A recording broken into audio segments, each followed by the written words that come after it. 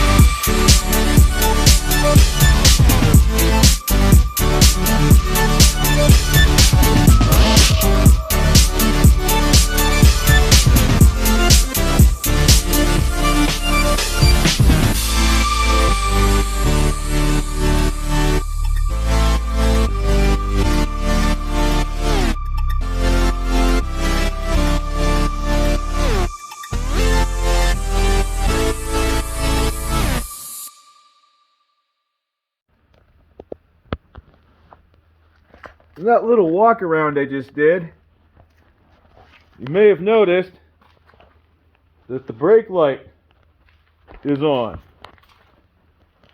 Well, that has to do with this little setup here. It's just a bolt with a nut on it, like a jam nut. Should probably have one on the other side too, but when you move this bolt, you can see that the brake arm moves. Right now, that light shouldn't be on.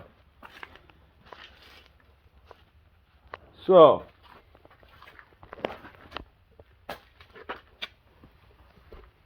let's try bringing this bolt up a little bit and see if it makes a difference. It does look like I'm just about to bottom out on the kickstart though. That's frustrating. I just backed the nut off so that we have more thread to work with on the bolt. Brake light is still on, and if we look underneath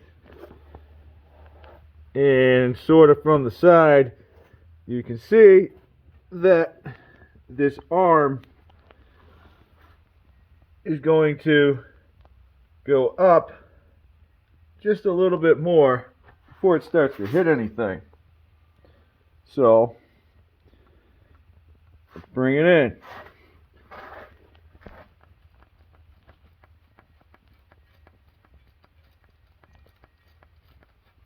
Alright, so that's almost all the way, and voila, the light shut off,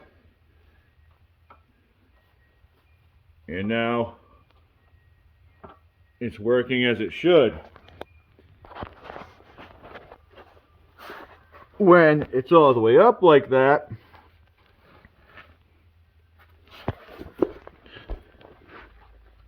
it makes contact with the bolt that's on the Kickstarter. You can see it there. See how it's moving? It's because it's touching. That's going to vibrate. It's going to make noise, and it's going to annoy me. So At some point, I'm going to have to take off this arm and make some sort of a relief to eradicate that problem. I could also try using a different head for the bolt and see if that gives me anything.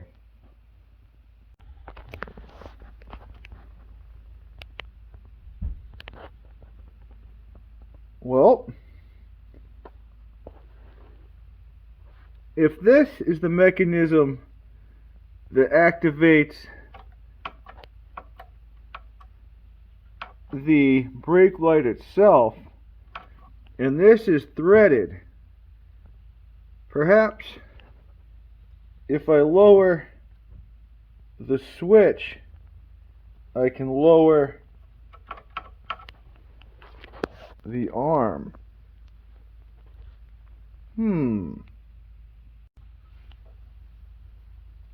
Well, I'm going to go with this option for right now. These are just plastic nuts on some plastic threads, and if I use two hands, I don't even need a wrench. I'll probably use a wrench when I tighten them though, if this works. So I'm going to loosen these and bring these threads down so that I have more on this side, and that will lower the trigger point. With the threads all the way down, I push, and not only is the brake light not on, but it's not going to come on either. Not until you pull this down like that. So, got my spring stuck. There we go. So, let's try to go up a little bit. This might seem repetitive, but we're figuring this out without getting into anything too crazy. So, I have about 4 threads showing, and you can almost hear it activating. I really have to push down to get that to come on. That's not terrible. I think I'm going to try to get like one more thread and then tighten it. Then we'll work this nut and bolt here and see what we can get for clearance here. I think I found the sweet spot. If I give this a firm but not over exaggerated push with my hand, I can get the brake light to come on. So now I'm going to take a look at setting this bolt here for that clearance there. We know that it can come down all of that before it activates. There's the free play, and there's just beyond. Let's see what happens. Okay, now we're getting somewhere. I found a nylock nut to go on this bolt here. We'll call that our limiter bolt. And when I tighten that down onto the top of this tab, it'll prevent the limiter from going down regardless of what this jam nut does. I can probably tighten that down with a socket. Might have to use a wrench. It's going to take a second because it has the nylock, but once it's down there, it's going to do us a world of difference. Might as well throw a washer, probably a small lock washer or something on there too. Next is the bolt that holds the Kickstarter on. I removed it, and I was careful to leave everything right where it was from the factory. Here's the hole. This head is larger than this one, so when we use this one, we're going to gain, whatever the difference is for that clearance where the arm comes up close to it. See if that helps. Well, that 10mm flange bolt isn't going to work. The flange itself actually makes contact. There's the original, and I actually think the flange is larger in diameter than this bolt itself. So, get rid of that. And the lock washer, we're going to try one of these. It's got plenty of life left in it. It's a little bit longer, but if it pokes through the other end, at least it's not going to mess with anything. It'll actually just be kind of poking out right there. So, send it. I have the double jam nut set up on there. Everything's tight. We gained a little bit up here. We're not touching at all. We have just enough room where when things vibrate, they won't make contact. We can also make an adjustment to the throw on this. If we remove this pin here, there's an adjuster. Turn the bike on. Make sure this works, which it does. Now, I'll make that adjustment. There's the cotter pin that holds this little dowel in place.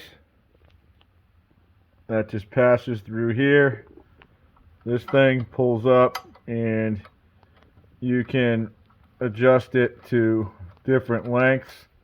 Since we are looking to maximize our throw from a fixed position, I just went ahead and went to the shortest I possibly could. Now I just have to line the holes up and pull them square while I guide this back through. Cool. I replaced the cotter pin with something a little more substantial. It won't just fall out. Something presses up against it at the right angle. Now, it's just like stock, except a little bit better. While I'm down here, I'm going to remove these too. A couple bolts on each side. No big deal. I'm just not going to use them. Next, I'm going to take a look at these. This one has a tab that goes into a grommet that's attached to the tank underneath. Well, that's what it's supposed to do. As you can see, it doesn't really line up. This metal bar here bolts on that side and goes across and holds the other one in some sort of a equilateral position. Besides that, all there is some sort of a tab up here on the side of the tank that's going to be super ugly, but until I get there, I'm not going to know what I'm dealing with.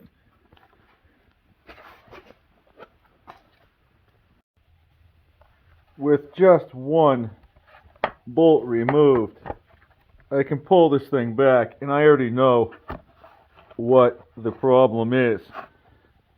These mounts are tack welded to the gas can. The tab down here is in the mold for the actual gas can. That means somebody has to put these on separate, and they might not necessarily have all of this in front of them when they're doing that. And even if they do, you know what I mean? How do you line all of this up and weld those on so that this works out the same on every single bike? Right? It really wouldn't be cost efficient to pay an absolute professional to go through and cosmetically prep these bikes at the factory. So, you know, a lot of this stuff is probably by eye. It is what it is. I'm not a big fan of these anyway, so if I want to do anything to these, I'm going to have to completely remove this section.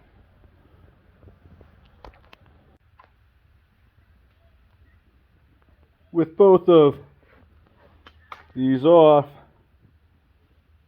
I found that they integrated the tab for the front of the side panel with the panel on the front. This panel bolts to this tab, and then this one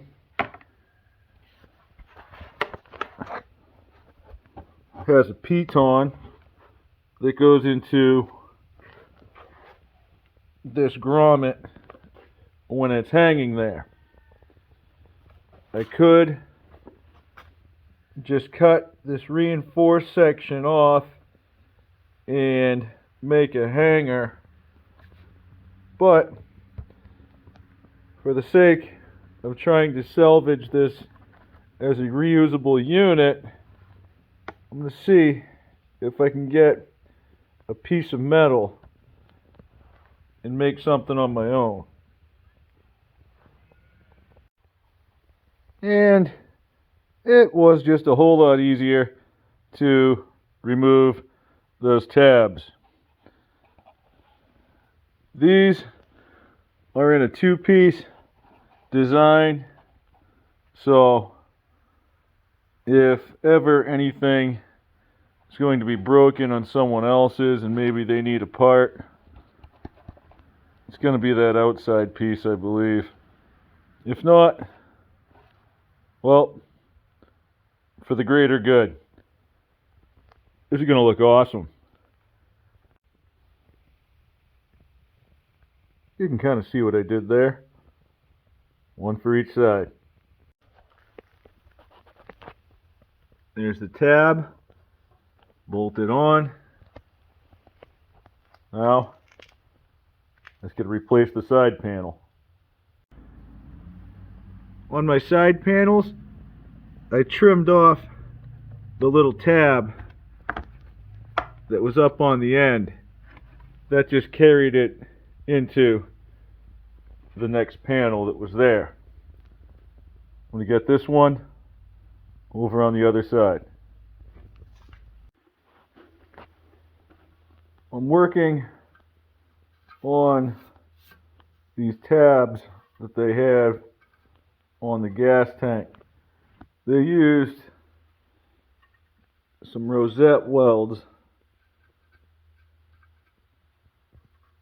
and then they put some tacks as well. This is thin metal. I don't want to just pry these off and risk the weld pinholing the gas tank. So, I'm going to have to think about this.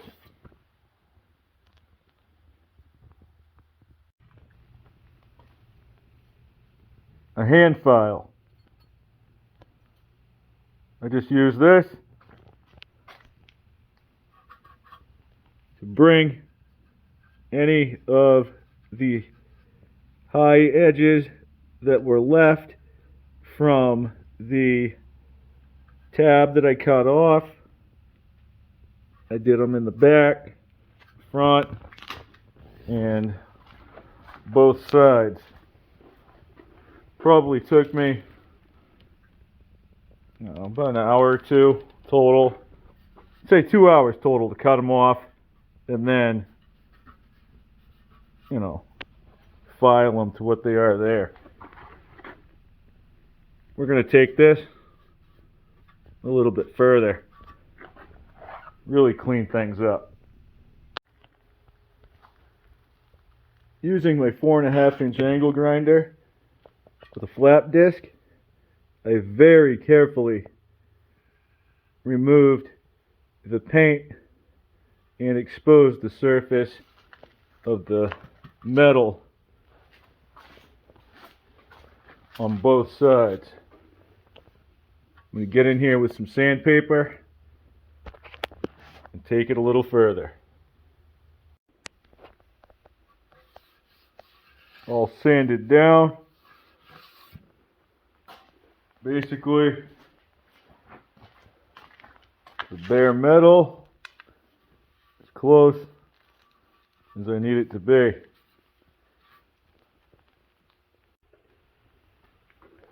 I just mixed up a little bit, a lot of bit of JB Weld and fanned it out over the area where the tabs were. I'll let this cure. Then we'll give it a little bit of the smooth. While this JB Weld is still curing, we can go ahead and make an adjustment to the chain.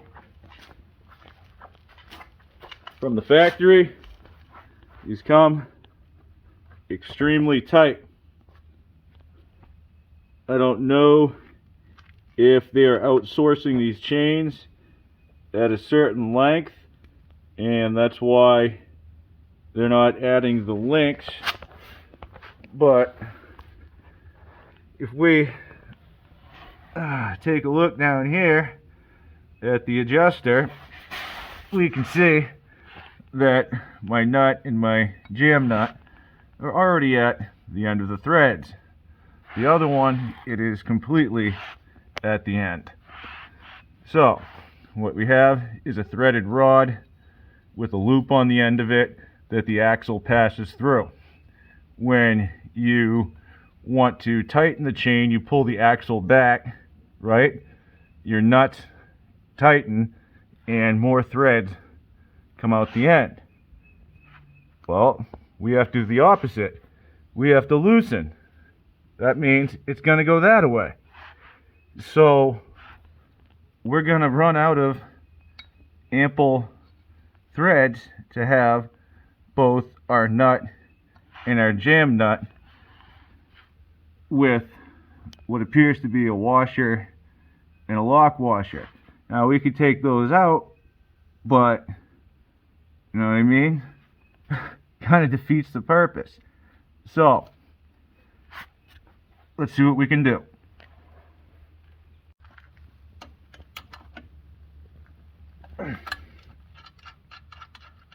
And grab one of these nuts. It's a 13 millimeter. I'll see what I got to play around with. I just picked out a couple nylock nuts with the right threads and about the same patina. It'll take a 17 and a 19 to get the axle loose in the back so that you can make the adjustment with these stops that I was talking about out of the way. You can see inside, see the thread, and on the end you can see where the axle comes through. There's a loop,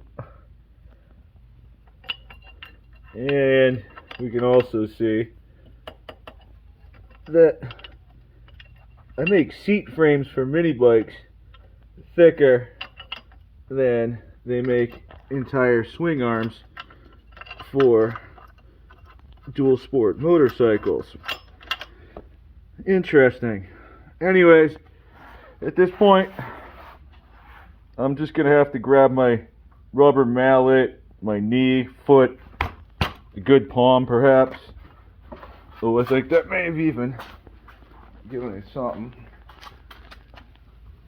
Yeah, you see, it loosens up quick. And I think when you tighten these swing armatures together, it will tighten up a bit. So I'm going to see what happens here.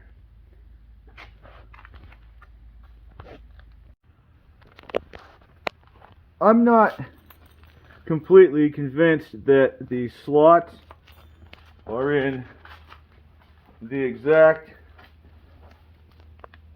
same spot on this particular swing arm, so I'm measuring from the back to the center of my axle. Trusty tape measure. Calhawk is telling me 3 inches on both sides right now. I'm getting close. At this point, I can take my wrench and, you know, I'll do either a quarter turn over here, then a quarter turn over there, a half turn, whatever it takes to get the finite tension to where I want it. And then I'm going to tighten this thing. And hopefully where I set it, keeping in mind that it's going to tighten a little bit, I'll nail it. Cool beans. I tightened it up. Here's where I'm at. And the torque spec for this is 35 foot-pounds. Since that only took a few minutes, and this next bit of service is also only going to take a few minutes, we'll knock it out at the same time. I have to lash the valves. It's rumored that they come with about 0 valve lash from the factory. That's not ideal, so we're going to pull the valve cover, take a look. I'm also going to be removing the spark plug wire and the plug. I'll get those off, and then I'll meet you on the other side.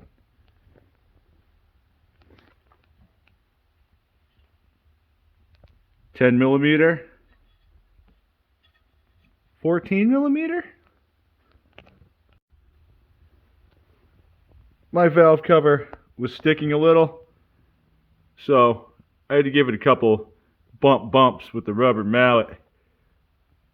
Once the seal was broken, I just picked it up and carefully worked it around until I was able to remove it completely.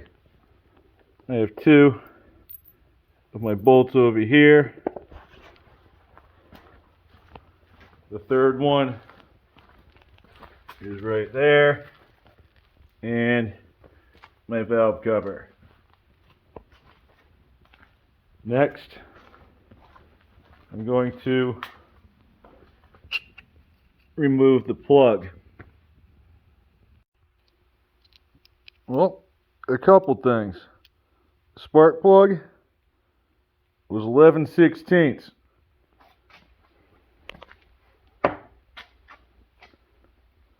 Secondly, it doesn't look all that lean.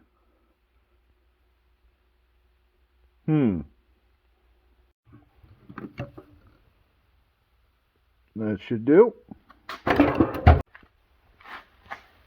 On the other side of the bike, just over the shifter, we're going to be removing this cover right underneath the CDI emblem and the one just above it.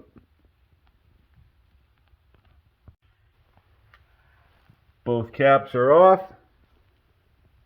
and there's our 14. We're going to be turning counterclockwise. Not that way, that way. What we're looking for is going to be the letter T. It's going to show up right inside that hole. There it is. There's the letter T, and there's a line next to it. We're going to be using this notch that's in the threads as a reference point, and we're going to get that line right next to it. When this is truly at top dead center is when those 2 lines are in alignment, and when you turn the nut counterclockwise, you shouldn't see any movement in the valves for, a couple seconds as you're spinning it around. If you see movement on the intake valve when you're lined up and you move it like this, then you're on the wrong stroke. Bring it around again, and then line it up, and you'll be there. Normally, if your valves had proper lash when you're on top dead center, you can feel the head of the piston through the spark plug hole, you should also be able to move the top of your rockers a little bit. This intake one moves ever so slightly. The exhaust, not at all. So, next, I'm going to need a feeler gauge, maybe a needle nose, and a 10mm. Everybody's got their own opinion. I tend to run my stuff tight. 0.001 to 0.005 or something like that is legit on these. We're going 0.0025. Let her have it. I'm holding this small square on the top with a pair of needle nose, and I'm using a 10mm to loosen the nut. And then I set it so that it's just kissing my feeler gauge on the intake side. I then make sure that that doesn't move, and I tighten the nut. So basically, it's a jam nut. Alright? Very simple, and I'm trying to be the least amount of technical as possible. Next, I'm going to move on to my exhaust side. Same exact thing. Hold on up here, loosen the nut, make my adjustment, bring it down to where it needs to be, and then tighten the nut. In the tradition of things, I'm keeping my exhaust valve just a little bit on the snug side. It's not tight, but it's just a little bit more than the kiss that I have over on the intake. I'm going to go back to the other side, spin things around, find my top dead center again, and recheck them. I went back through the cycle, and now, you hear that? That little tapping? That is the lash set. I didn't have any before. Now I have some. At this point, I just have to put my covers back on and get my spark plug back in. Keep everything clean. Be careful not to drop any debris inside any of the crevices. It doesn't hurt to inspect your valve cover. Take a look at your gasket. Make sure that it's all in contact and sitting inside the little channel as it should. You don't have a lot of room, and you really don't want to be messing around. Again, I'm being very careful not to let any of this outside debris get underneath. I could wash it off, but I'm being super careful. I know it's there. Since we're dealing with a gasket in between two surfaces when installing the valve cover, your best bet is to get it in place, hand tighten each bolt, and then go around alternating between the three as you tighten them down. So do this one a little, then the other one, then this one. You see what I'm saying?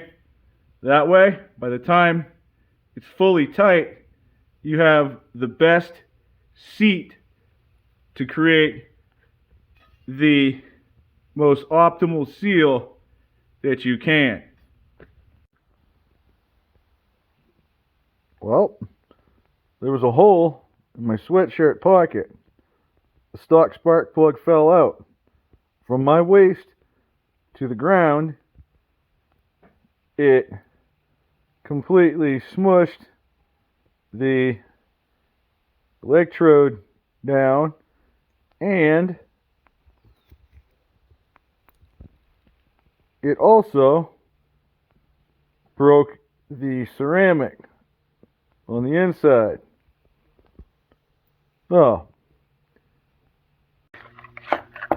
$5.20 later, I'm back in business. I got a brand new plug and a backup. This is Champion Copper Plus.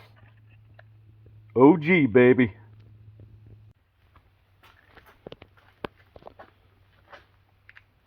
Let's see if it fires. Choke on. The fuel on. Kill switch.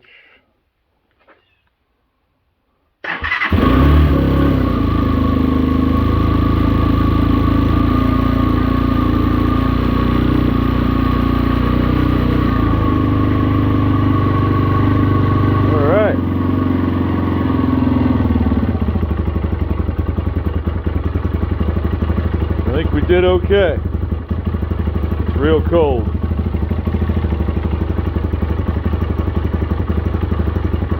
You can definitely hear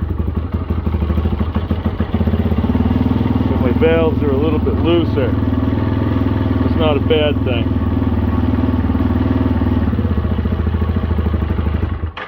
Yep, I'm gonna have to let it warm up. And just like that, we have fairly smooth idle.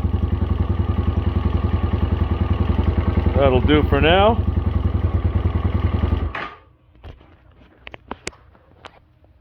Because this is finally dry.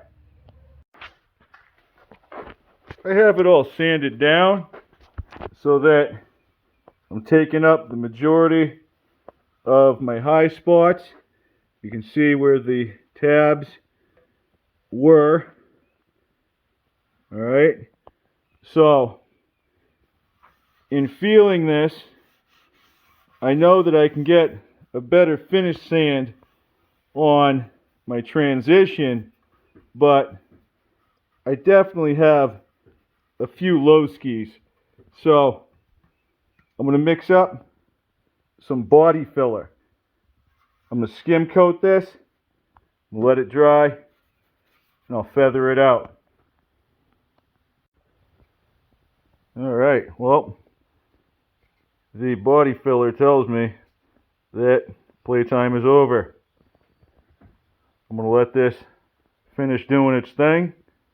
I'll sand it down, and then we'll take a closer look. I'll sand it up real smooth.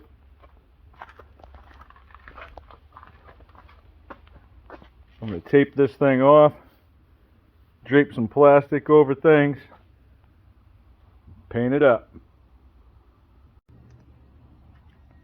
Since I'm doing this without removing the tank, I covered things the best I can. It's going to make the end result that much better. I'm going to whack this with some black primer and then smack her around some high heat grill paint. Finally, I got that shaved tank that I was looking for. It took a little bit of work, but we got a lot done. Not only do I have a blank slate up here, but this also makes getting these side panels off and on a whole lot easier.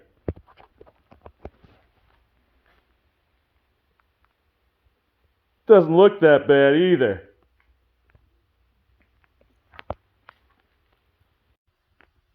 Up next, we're going to swap some fluids and add a more personal touch. Because as always, it's a work in progress. Have a good night, guys. Thanks for watching. I'll catch you on the next one.